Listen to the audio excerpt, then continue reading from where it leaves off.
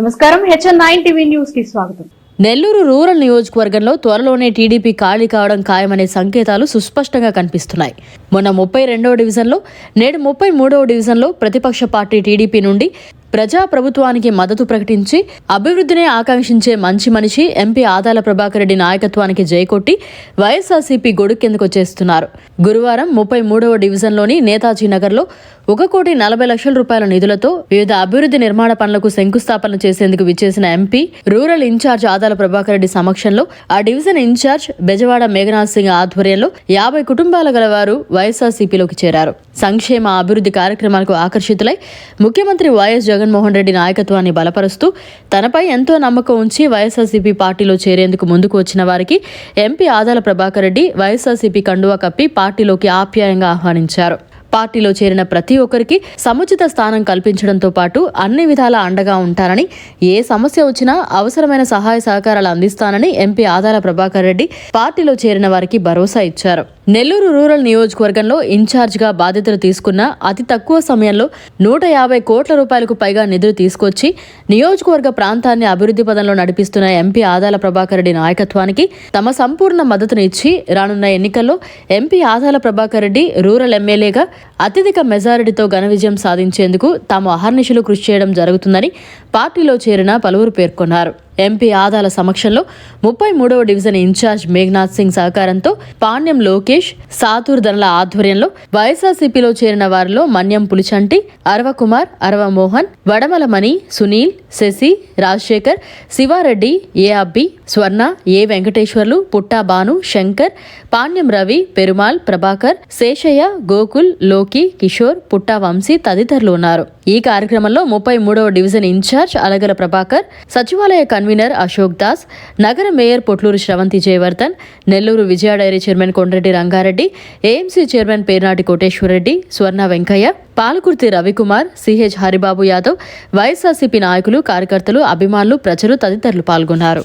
శంకుస్థాపన కార్యక్రమానికి అధ్యక్షత వహించిన సోదరులు మేఘనాథ్ సింగ్ గారికి, ఈనాటి ముఖ్య అతిథి మన నగర మేయర్ శ్రీమతి శ్రవంతి గారికి, వేదిక పైన ఉన్న సోదర నాయకులకు, కార్పొరేటర్లకు, ఇన్ఛార్జీలకు, ఇక్కడికి విచ్చేసిన సోదరీమణులకు, పెద్దలకు అందరికీ కూడా నా హృదయపూర్వక నమస్కారాలు తెలియజేసుకుంటూ, రేపు 19వ తేదీ విజయవాడ నగరంలో 120 అడుగుల ఎత్తున 400 కోట్ల రూపాయలతో నిర్మించిన బాబాసాహెబ్ అంబేద్కర్ గారి విగ్రహావిష్కరణ జరిగే సమయంలో మనం ఇక్కడ అంబేద్కర్ గారి విగ్రహం పక్కనే కమ్యూనిటీ హాల్ నిర్మించుకోవడం చాలా సంతోషంగా ఉందని కూడా ఈ సందర్భంగా తెలియజేసుకుంటూ, మేఘనాథ్ సింగ్ గారు 2 నెలల్లో నువ్వు కట్టించగలవా, 2-3 నెలల్లో అంటే నేను దగ్గరుండి కట్టిస్తాను, మాకు 20 లక్షల రూపాయలు కావాలా అని చెప్పి అడిగిన తక్షణమే కార్పొరేషన్ నుంచి 10 లక్షల రూపాయలు, మా ఎంపీ ల్యాడ్స్ నుంచి, ఎంపీ నిధుల నుంచి ఒక 10 కలిపి 20 లక్షల రూపాయలు ఇవ్వడం జరిగింది. అంతేకాకుండా ఇక్కడ రోడ్ల నిర్మాణానికి ఇంకో 1,20,00,000 రూపాయలు కూడా శాంక్షన్ చేయడం జరిగింది. ఈరోజు మొత్తం 140 లక్షల రూపాయలతో ఈ అభివృద్ధి కార్యక్రమాలకి శంకుస్థాపన చేసుకోవడం జరిగింది. ఒక పక్క సంక్షేమ కార్యక్రమాలు, ఇంకొక పక్క అభివృద్ధి కార్యక్రమాల్లో కూడా ఎక్కడా లోపం రానికుండా, ముఖ్యంగా ఎక్కడైతే పేద మధ్యతరగతి వాళ్ళు ఎక్కువగా నివసిస్తారో అక్కడ ఎక్కువ నిధులు వెచ్చించి పనులు చేయడం జరుగుతుందని కూడా ఈ సందర్భంగా తెలియజేసుకుంటూ, ఎందుకంటే పెద్దవాళ్ళు ఉండే ప్రాంతంలో ఏదో ఒక విధంగా వాళ్ళు ఆల్రెడీ అభివృద్ధి చేసుకొని ఉంటారు కాబట్టి ఎక్కడైతే అభివృద్ధి లోపించిందో ఆ ప్రాంతాలపైన దృష్టి పెట్టి ఈ అభివృద్ధి కార్యక్రమాలన్నీ కూడా చేయడం జరిగింది. మన ముఖ్యమంత్రి వైఎస్ జగన్మోహన్ రెడ్డి గారి నాయకత్వంలో పేదవాళ్లకి ఈరోజు అన్ని విధాలా కూడా ప్రభుత్వం అండగా ఉందనే సంగతి మీ అందరికీ మళ్ళీ చెప్పాల్సిన అవసరం లేదు. ప్రతి కుటుంబానికి కూడా ఏదో విధంగా ప్రభుత్వ పథకాలు వాళ్ళ ఇంటికే చేరడం చాలా సంతోషించదగిన విషయం. ఈరోజు సచివాలయ వ్యవస్థ కానీ, వాలంటరీ వ్యవస్థ వల్ల మనం ఎక్కడెక్కడో తిరగకుండా మన ఇళ్ల సమీపంలోనే మనకి అన్ని కార్యక్రమాలు కూడా నెరవేరే విధంగా ఈరోజు చర్యలు తీసుకోవడం జరుగుతూ ఉంది. ఇలాంటి ప్రభుత్వాన్ని మనం ఆదరించాలి. కళ్ళబొల్లి మాటలు చెప్పే ప్రభుత్వాలని మనం ఎప్పుడు కూడా నమ్మకూడదు. నమ్మితే 5 ఏళ్ళు మనం మోసపోయి ఆ బాధలు అనుభవించాల్సిన పరిస్థితి ఉంటుంది. నిన్న మొన్నటి దాకా డబ్బులన్నీ సంక్షేమ కార్యక్రమాలకు ఖర్చు పెట్టేస్తున్నాడు, అదే ఇది అని చెప్పి వాపోయి ఈరోజు మేము వస్తే మేము కూడా సంక్షేమాలు ఇస్తామని అబద్ధాలు చెప్తూ ఉన్నారు. గతంలో చంద్రబాబు నాయుడు చెప్పిన ఒక్క కార్యక్రమం కూడా పూర్తిగా నెరవేర్చలేదు. 10 కార్యక్రమాలు చెప్తే 2 మాత్రమే నెరవేర్చేవాడు. ఈరోజు జగన్మోహన్ రెడ్డి గారు చెప్పిన ప్రతి ఒక్క కార్యక్రమాన్ని ఈ రోజు వరకు కూడా అమలు చేస్తూ ఉన్నాడు. ఇదంతా కూడా గమనించాల్సిన అవసరం ఉంది. ఇంకొకటి ముఖ్యంగా మన నెల్లూరు జిల్లా కానీ నగరం కానీ అందరూ శాంతి కాముకులు. ఎవరు కూడా ఈ రచ్చలు, దౌర్జన్యాలు, రౌడీజాలు వీటిని సహించరు. అలాంటి ప్రాంతంలో మనం గతంలో చూసాం. కాబట్టి మీరందరూ కూడా ఒకటి ఆలోచించాలి. అరాచకత్వం కావాలన్నా, అభివృద్ధికి సంక్షేమం కావాలన్నా అనేది ఒక్కసారి ఆలోచించి నిర్ణయం తీసుకోవాల్సిన అవసరం ఉంది. నా మీద 9 నెలల నుంచి ఇన్ఛార్జ్ తీసుకున్న రోజు నుంచి పార్టీలో ఉండడా అనే ఒక ప్రచారం పెట్టారు. పార్టీలో ఉండకుండా ఉంటే ఇంత అభివృద్ధి చేయాల్సిన అవసరం నాకు లేదు, ఇన్ని మీటింగ్లు పెట్టుకోవాల్సిన అవసరం లేదు, ఈ విధంగా తిరగాల్సిన అవసరం కూడా లేదు. ఆ పార్టీలోకి పోయేది ఎవరన్నా అలాంటి వాడు పోవాల్సిందే కానీ నాలాంటి పోయే పార్టీ అది కాదని కూడా ఈ సందర్భంగా తెలియజేసుకుంటూ మీరందరూ కూడా మంచి మనసుతో అటు జగన్మోహన్ రెడ్డిని నన్ను ఆశీర్వదించాలని మిమ్మల్ని అందరినీ కూడా మనస్ఫూర్తిగా కోరుకుంటూ సెలవు తీసుకుంటున్నాం. జై హింద్. సభ అధ్యక్షులు 33వ డివిజన్ ఇన్ఛార్జ్ 33వ డివిజన్ ప్రజలందరికీ అందుబాటులో ఉంటున్నటువంటి మేఘనా సింగ్ గారికి, ఏదైతే అంబేద్కర్ గారి కమ్యూనిటీ హాల్ శంకుస్థాపన కార్యక్రమానికి విచ్చేసినటువంటి అతిథులు ఆదాల ప్రభాకర్ రెడ్డి గారికి, వేదిక మీద ఉన్నటువంటి పెద్దలకు, వేదిక ముందున్నటువంటి 33వ డివిజన్ స్థానికులందరికీ కూడా నా నమస్కారాలు తెలియజేస్తున్నాను. ఏదైతే ఈ వైఎస్ఆర్సీపీ ప్రభుత్వం ఉందో ఎస్టీలకు కానీ, ఎస్సీలకు కానీ, బీసీలకు కానీ, మైనార్టీలకు కానీ అందరికి కూడా బలంగా ఉండే, మీకు అందరికి కూడా అండగా ఉండే ప్రభుత్వం అని కూడా మీకు ఈరోజు తెలియజేస్తున్నాను. నేను ఒక గిరిజన బిడ్డగా జగనన్న ఇచ్చినటువంటి అవకాశంతో ఈరోజు మీ ముందు నిలబడుకొని మాట్లాడుతున్నాను.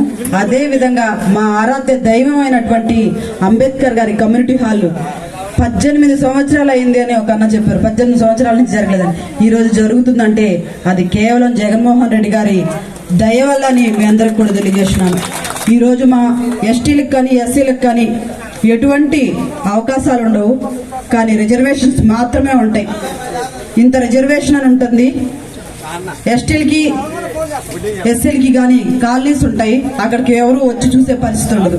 కానీ ఈరోజు మన ఎస్టీ కాలనీలో రోడ్స్ పడుతున్నాయి, మనకి ఇంటి దగ్గరికే తీసుకొచ్చి సంక్షేమ పథకాలు అందిస్తున్నారు. అదేవిధంగా మనకి ఏ సమస్యలున్నా తెలుసుకొని పరిష్కరిస్తున్నారు. ఇలాంటి ప్రభుత్వాన్ని మనం అందరం కూడా ఆశీర్వదించాలి. ఈ రోజు మా ఆరాధ్య దైవమైనటువంటి అంబేద్కర్ గారికి ఈరోజు కమ్యూనిటీ హాల్ ఇక్కడ కడుతుంటే, ఈ జనవరి 19వ తేదీ విజయవాడ నడిబొడ్డులో అంబేద్కర్ గారి విగ్రహం 125 అడుగుల విగ్రహాన్ని పెట్టి నలుమూల నుంచి చూసినా కూడా ఆయన రూపాన్ని మా మదిలో తలిపించే విధంగా ఈ రోజు పరిపాలన సాగిస్తున్నారు. అటువంటి ఒక మంచి కార్యక్రమానికి శ్రీకారం చుట్టారు జగన్మోహన్ రెడ్డి గారు. ఇలాంటి మా ఎస్టీ మైనార్టీలు అందరూ కూడా ఇలాంటి పాలనని ఎప్పుడు మాది అనుకునే విధంగా ఈరోజు పరిపాలన సాగిస్తున్నారు. అదేవిధంగా మన రూరల్ నియోజకవర్గానికి వస్తే, రూరల్ నియోజకవర్గానికి ఆదాల ప్రభాకర్ రెడ్డి గారు నాయకుడు అంటే ఎలా ఉండాలి, రాజకీయం అంటే ఎలా చేయాలి అన్నదానికి నిదర్శనంగా పనిచేస్తారని కూడా తెలియజేస్తున్నాను. అభివృద్ధి కానీ, సంక్షేమం కానీ ప్రజలకు ఎటువంటిది ఉపయోగపడుతుంది అన్న ఆలోచనలో ఆయన ముందుంటారు. ప్రజలకి ఎప్పుడు అందుబాటులో ఉండే విధంగా ఆయన పనిచేస్తారు. అటువంటి నాయకుడిని మనం అందరం కూడా ఆశీర్వదించాలి. రాబోయే 24 ఎన్నికల్లో మనకి ఎమ్మెల్యే అభ్యర్థిగా వచ్చాడు అని మనం అందరం కూడా సంతోషపడాలి, గర్వపడాలని కూడా తెలియజేసినాను. ఇప్పుడు ఏదైతే అభివృద్ధి జరుగుతుందో దానికి ఎన్నో రెట్లు జరుపుకునే అవకాశం మన చేతుల్లో ఉందని కూడా మీ అందరికి కూడా తెలియజేసినాను. రాబోయే ఎన్నికల్లో ఆదాల ప్రభాకర్ రెడ్డి గారిని భారీ మెజార్ తోటి రూరల్ నియోజకవర్గం నుంచి గెలిపించుకుంటే మన రోడ్స్ కానీ, మన అభివృద్ధి కానీ, సంక్షేమం కానీ ఏ విధంగా ఉంటుందో ఇప్పుడు మించి ఎన్నో రెట్లు ముందుకెళ్లే విధంగా ఉంటుందని కూడా తెలియజేస్తున్నాను. ఈరోజు కులానికి, మతానికి, వర్గానికి, పార్టీలకి అన్నిటికీ అతీతంగా పనిచేస్తూ ఈరోజు అన్ని పార్టీలు కానీ, అన్ని కులాలు కానీ, అన్ని మతాలు కూడా అందించే విధంగా సంక్షేమం అందిస్తున్నారు.